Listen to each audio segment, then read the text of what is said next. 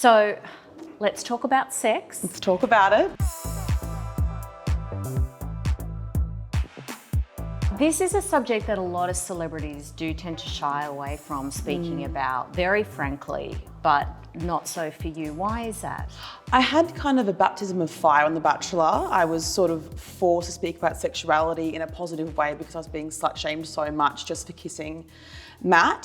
So I think it's more about me being forced to speak about it and then already being kind of comfortable with it. I mean, before the show, I was comfortable with my sexuality, but I wasn't as much as I am now. I've kind of been forced with every couple of months something new that I speak about, whether it's, my abortion or mental health or, STIs or ex-boyfriends, or there's all different topics that are usually taboo, that I'm okay to talk about because I'm kind of pushed in that direction. But it's been great. I mean, the amount of women that I get that DM me and say, I feel so empowered by things that you say, or they love certain things about the podcast, my postings, is really great. So I'm glad that I can help some people, even though it started out not in the most positive light. Yes. Good comes from the most difficult places sometimes. Exactly, yeah. Now, Abbie, you have a sex toy on the market, and at Body+Soul, we find that there's really increasing consumer demand for sex toys in our shoppable pages. Were you surprised by that gap in the market? Yeah, I think it is interesting how much sex toys have blown up and how it has become part of, in Body+Soul, and being a wellness conversation rather than being something that's seen as dirty or taboo. And I think it's great. And I think a lot of that has to do with influencers and podcasts and people who are relatable to the younger generation speaking about these things frankly, openly, and not doing this sort of like, oh, this is a bit naughty. It's like, people like Flex Mummy or Chantal Otten, who's a sexologist, I'll post like, oh, here's my vibrator. And I think of like, what is the consequence if you're someone who doesn't want to experiment sexually? It's not just about how your sexual identity is perceived. Suddenly it's a character flaw. And I think things like podcasts allow particularly female friendship groups to speak about these topics.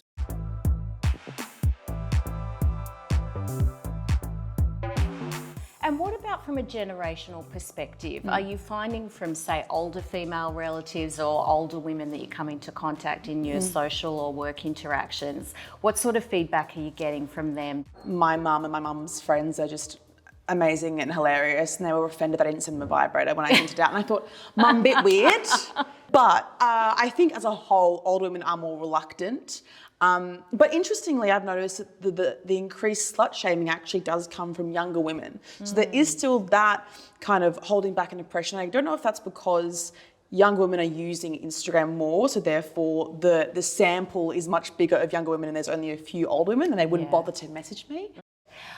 You touched upon this, the notion of sexual wellness being part of how we've come to define health.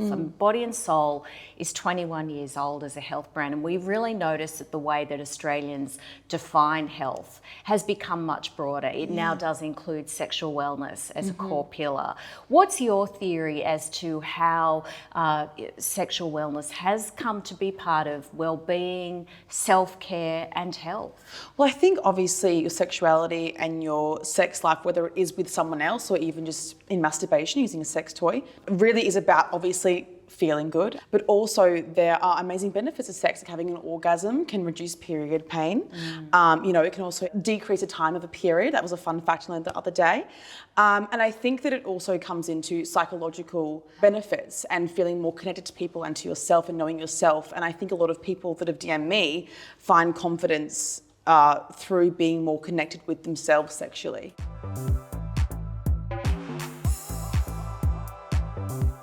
I wanted to ask you finally, Abbie, about if you think there's been a cultural shift in, say, that conversation that you were part of kickstarting when you were on your season of The Bachelor 2 years ago. You were a woman who was unapologetically owning your sexual desire.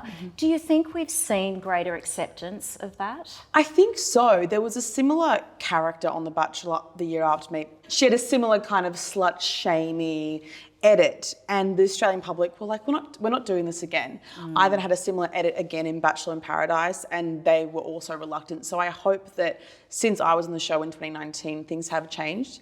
And I think as well with the mainstream introduction of sex toy brands using influencers to promote. I mean, when I got off The Bachelor, I got offered a vibrator collab with Vush, and I said no initially because I was like, no, it's not worth me going through that again that I did on The Bachelor, and no one was doing it. And then I saw, I think it must have been Flex Mummy, she posted about her vibrator, and I was like, okay, I guess I can do it. Then I posted about it, and then now it's kind of cool to post about a sex toy, which is, it's an incredible shift. Yeah, in a very short amount of time. Yeah, yeah. Well, it's been lovely to speak to you, and we will meet again, and we will pick up that conversation you teased there about the patriarchy and pitting women against each other. Thank you so much for your time, Abbie. Thank you. Thanks for watching Body and Soul TV. Click the subscribe button to make sure you never miss a video.